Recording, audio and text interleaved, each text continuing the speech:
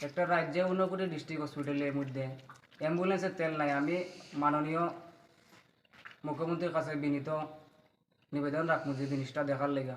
যে তেল নেই তার কারণ কি? কারণ তখন আমরা রাত্রেবেলা অনেক লেট করে এসেছি, কারণ ওই সময় আজ আবারও কৈলাসহর ভগবাননগর জেলা হাসপাতালের কর্তব্যরত চিকিৎসক এবং হাসপাতাল কর্তৃপক্ষের চরম গাফিলতি ও অবহেলার ফলে এক অগ্নিদগ্ধ মহিলাকে মৃত্যুর কূলে ঢলে পড়তে হয়েছে। রোগীর আত্মীয় পরিজনরা রাজ্যের মুখ্যমন্ত্রীর হস্তক্ষেপ দাবি করছেন। আজকের এই ঘটনাটা অত্যন্ত হৃদয় বিদারক। আপনারা পুরো ঘটনাটা শুনলে চক্ষু কপালে উঠবে। তার আগে বলতে চাই, এই জেলায় তিনজন মন্ত্রী কি কাজ করছেন ওনারা? এই জেলায় তিনজন মন্ত্রী থাকার পরও জেলা হাসপাতালের এ ধরনের কর্তব্য দেখে রীতিমতো অবাক আমরাও। 59 জেলার মান্যবর 3জন মন্ত্রী টিঙ্কু রায়, সুধাংশু দাস এবং শান্তনা চাকমা তিনজন মন্ত্রী থাকার পরও এই জেলার এত চরম অবনতি তা কোনোভাবেই মেনে নেওয়া যায় না, তাও আবার চিকিৎসা পরিষেবার বেলায়। পেচারতল মন্ত্রী শান্তনা চাকমার এলাকার লোক গতকাল রাত আনুমানিক 11টার সময় পেচারতল প্রাথমিক স্বাস্থ্যকেন্দ্র থেকে চিকিৎসার পর অগ্নিদগ্ধ এক মহিলাকে নিয়ে রেফারের কাগজ হাতে জেলা হাসপাতালে আসেন কৈলাসহরে। কিন্তু কৈলাসহর 59 জেলা হাসপাতালে আসা মাত্রই এখানকার কর্তব্যরত চিকিৎসক উনাদের ঘাড়ের দায়িত্বটাকে নামিয়ে দেওয়ার জন্য তড়িঘড়ি ওই পেশেন্ট পার্টির হাতে অপর একটি রেফারের কাগজ ধরিয়ে দিয়ে বলেন, আপনারা উন্নত চিকিৎসার জন্য আগরতলায় চলে যান। তখন ওনারা প্রশ্ন তুলেন অ্যাম্বুলেন্স দেওয়ার জন্য, কিন্তু আশ্চর্যজনক বক্তব্য উঠে আসে হাসপাতালের কর্তব্যরত চিকিৎসকের। তিনি বলেন, আমাদের হাসপাতালে থাকা অ্যাম্বুলেন্সের তেল নেই। এই কথা শোনার পর রীতিমতো আকাশ মাথায় ভেঙে পড়ে রোগীর আত্মীয় পরিজনদের। তারপর ওনাদেরকে অপেক্ষা করতে বলা হয়। রাত 11টা থেকে ভোর 4টা অবধি ওনারা অপেক্ষা করে একেবারে নিরুপায় হয়ে আমাদের সাথে যোগাযোগ করলে তড়িঘড়ি লাল শক্তি নিউজের কর্তৃপক্ষ হাসপাতালে চলে যান এবং গোটা ঘটনাটা ক্যামেরাবন্দি করে ফেসবুক পেজ থেকে লাইভ করে জনসম্মুখে তুলে ধরেন। যদিও লাল শক্তি নিউজের লাইভের ক্যামেরা থেকে প্রথম দিকে বাঁচবার চেষ্টা করেন চিকিৎসক কিংবা অ্যাম্বুলেন্সের চালক, এক প্রকার দরজা তালা মেরে গা ঢাকা দেওয়ার চেষ্টা করেছিলেন অ্যাম্বুলেন্সের চালক। পরবর্তীতে বাধ্য হয়েছেন গোটা হাসপাতাল খুঁজে সিকিউরিটি উনাকে বের করে নিয়ে আসে এবং ক্যামেরার সামনে দাঁড় করায়। আমি ওনাকে প্রশ্ন করি কেন অ্যাম্বুলেন্সের তেল নেই, তার জবাবে তিনি কি বললেন শোনাবো আপনাদের। সাথে এটাও শোনাবো পেচারতল থেকে আসা রোগীর পরিজনরাও কি বলছেন। তবে দীর্ঘক্ষণ অপেক্ষা করার পর যদিও লাল শক্তি নিউজের তরফ থেকে চিকিৎসকের সঙ্গে কথা বলে অ্যাম্বুলেন্সের ব্যবস্থা করলেও অ্যাম্বুলেন্সে উঠানোর সময় ভোর 4টার পর অর্থাৎ 4:30টার দিকে ওই রোগিনী মৃত্যুর কূলে ঢলে পড়েন। এবার প্রশ্ন হচ্ছে, রাত 11টা থেকে ভোর 4টা অবধি অ্যাম্বুলেন্সে তেল না থাকার কারণে ওই মহিলা দীর্ঘক্ষণ অপেক্ষা করার পর যে মৃত্যুর কূলে ঢলে পড়েছেন তার দায়ভার কে নেবে? এই কবে যাবে 59 জেলা হাসপাতালের এই কর্তব্যে গাফিলতি? কবে যাবে রোগীর চরম দুর্দশা?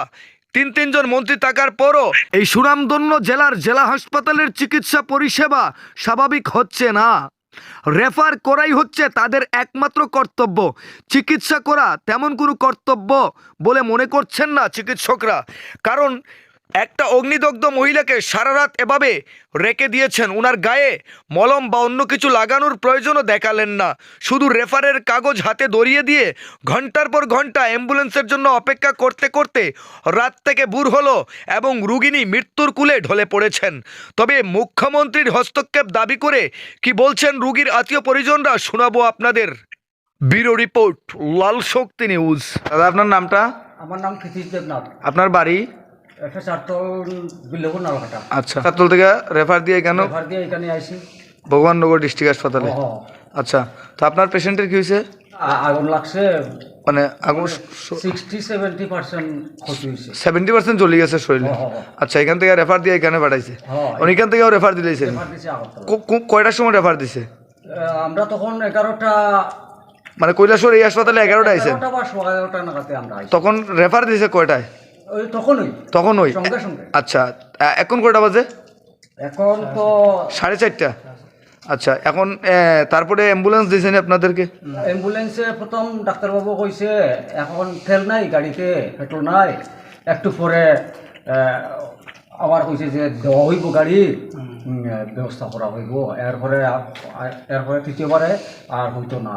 এখন রাত্র বেশি তেল নাই, হইতো না। একটা রাজ্যে ঊনকোটি ডিস্ট্রিক্ট হসপিটালের মধ্যে অ্যাম্বুলেন্সের তেল নাই। আমি মাননীয় মুখ্যমন্ত্রীর কাছে বিনীত নিবেদন রাখবো যে জিনিসটা দেখার লেগা।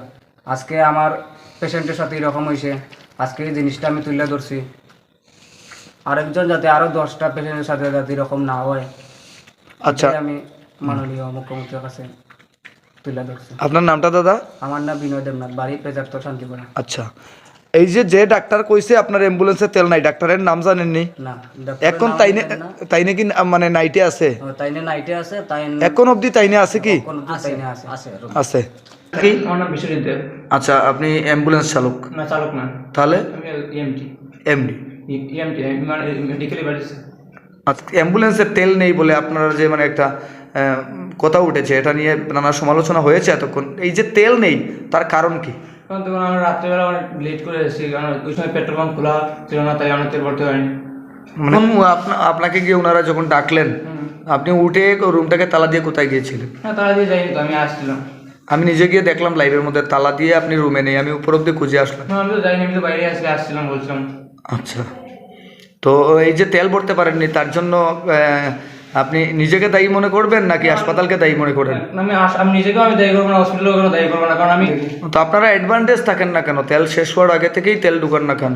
রাস্তায় কিছু না কিছু একটা ঘাটতি আপনাদের আছে। আমাদের কোনো ঘাটতি নেই। আমরা বলেছি যে আমরা লেট হয়েছে, আমরা কীভাবে করবো? যদি আমরা টাইম পেতাম তাহলে ঠিক করে নিতাম।